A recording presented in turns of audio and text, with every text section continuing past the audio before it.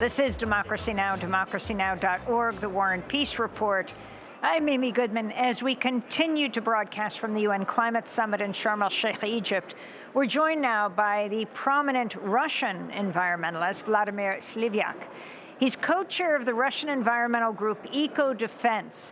Last year, he won the Right Livelihood Award, the alternative Nobel Peace Prize, for defending the environment and mobilizing grassroots opposition to the coal and nuclear industries in Russia. He's now living in exile in Germany, but is joining us here in Sharm el-Sheikh, Egypt. Welcome back to Democracy Now! It's great to have you with us, Vladimir. You have been to every single climate summit since the first one back in 1995 in Berlin? Yeah, that's true. So, can you talk about your experience here? A bit different from the past, with your own country, Russia, at war with Ukraine, and what that means when it comes to climate catastrophes. Well, first of all, I can say that Russia been very silent at these negotiations. I mean, there was a couple of events, but obviously officials don't want to risk and get into trouble with Ukrainian people, and they're afraid of them. And the only governmental side event happened 2 days ago, and there was a lot of Ukrainian activists who were at this side event. They were shouting, they were, giving really hard time to Russian officials. Did you agree with their position? I am totally agree with them. Russia started bloody war in Ukraine. That should be stopped immediately. Ukraine must be free, and Russia should withdraw its troops from Ukraine, absolutely. Can you talk about what your greatest concerns are? I mean, the whole discussion about a possible nuclear bomb or nuclear power plant becoming a kind of bomb if it is attacked, and what that means. That has long been your work. Well, for the first time in history, we're witnessing how one country is taking over another country's nuclear plant and actually threatening to, with nuclear accident, and at the same time, this country, which is Russia, is also threatening the world with starting nuclear war. And I mean, we've never seen it in the history.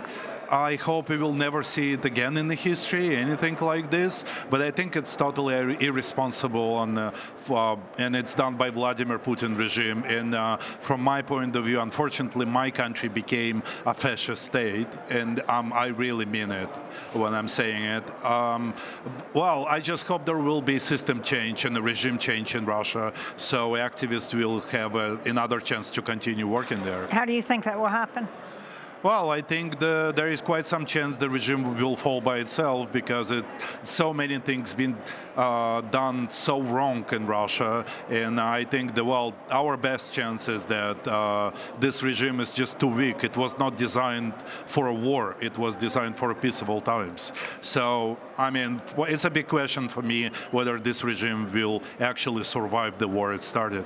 Vladimir Slivyak, there was a BBC correspondent who was removed from a Russian side event. Can you talk about what actually happened there and the question that reporter was asking? No, well, the reporter asked a question about war in Ukraine, about Russian war in Ukraine and Russian responsibility, and the security just removed him from a room.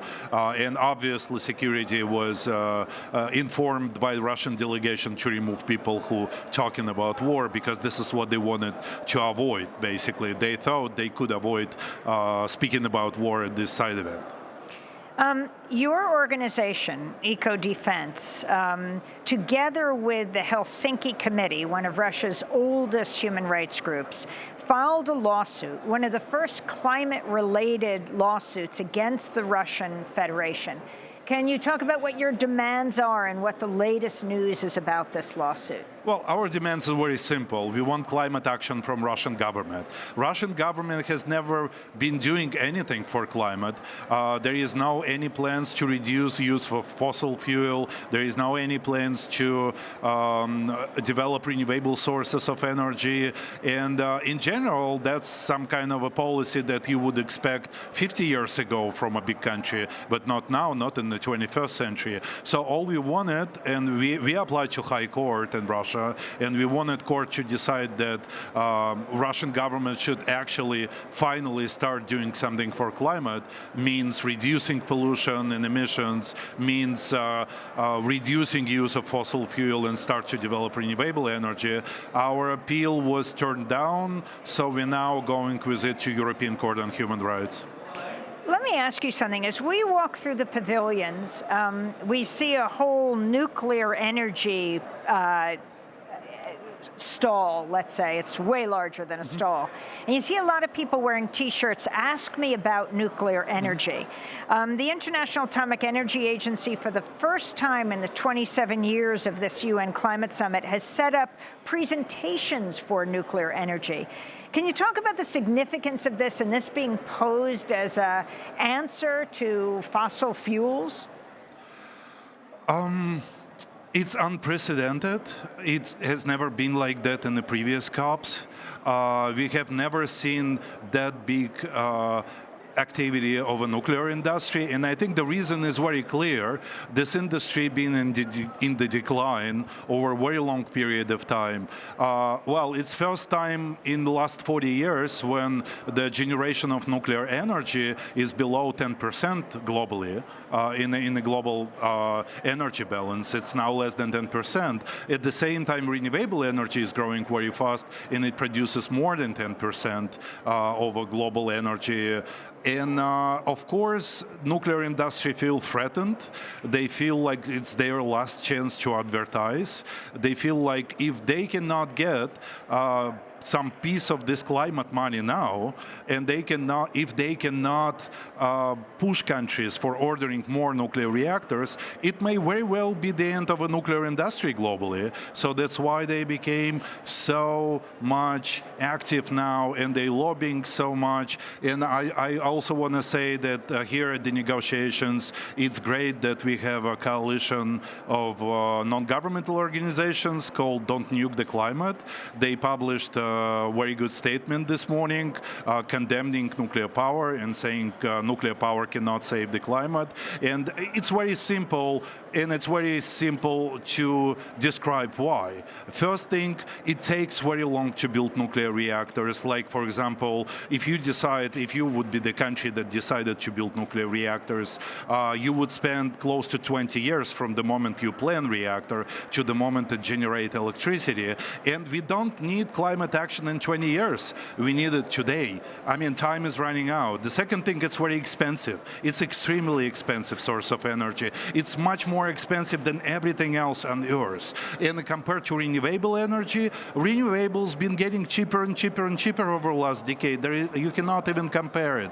And of course, the third thing in nuclear accidents. We all remember Fukushima 2011, Chernobyl 1986. Nuclear power can be extremely dangerous for people in the environment, and it should not be allowed to be an instrument of a climate action. Vladimir Slivyak, Russia is the third largest supplier of uranium to the United States. Now, President Biden has banned oil and gas imports from Russia, but not uranium.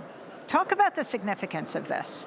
Well, I've been a campaigner. I mean, this year, almost the whole year, I'm acting as an anti-war campaigner. I'm going around different countries, meeting politicians, talking to media, doing public talks on basically only one issue, and this issue is stop war in Ukraine. And it's very important to understand how war in Ukraine became possible. It became possible because Vladimir Putin accumulated enough money, and he got enough money to start this war because the Western countries, European Union and the United States, been paying Russian regime over a very long period of time incredibly big money for the energy resources, for fossil fuel, for uranium. And in Europe, where I'm mostly working now, we can hear a lot of statements about fossil fuel, and I think Europe's doing good about embargo for fossil fuel, but we almost hear none no information on uranium delivery from Russia, and this is what I'm campaigning right now on. Well, U.S. is dependent on Russian uranium delivery. Europe is also dependent on it. It's almost 20% of uranium supplied by Russia to the EU, and it's another almost 20% supplied by Kazakhstan, and production of uranium in Kazakhstan is basically under control of Russia. So it's close to half of uranium that used in Europe today coming from Russia. But the most important thing to understand that it's still possible to do something with this dependence, and why we should do something about this dependence. For one very simple reason: as long as the United States and European Union continue to pay Vladimir Putin for uranium or fossil fuel, that means that this money will be used for the war in Ukraine. That means more people will die in Ukraine because US and the EU cannot stop it. We have to leave it there, but I want to thank you so much for being with us. Vladimir Slivyak, co-chair of the leading Russian environmental organization, Ecodefense. That does it for our show. The UN Climate Summit is expected to go through the weekend. We'll be reporting more on it on Monday. A very happy belated birthday to our digital editor, Ishmael Daro. Special thanks to our UK and Cairo-based AP team here for a great week at Democracy Now! At COP27. And Democracy Now! Co-host Juan Gonzalez will be giving a speech today at the Columbia School of Journalism, reflecting on his 40 years of fighting for racial and social justice in journalism. Check out our website at democracynow.org. Special thanks to our team here and in New York. I'm Amy Goodman. Thanks for joining us.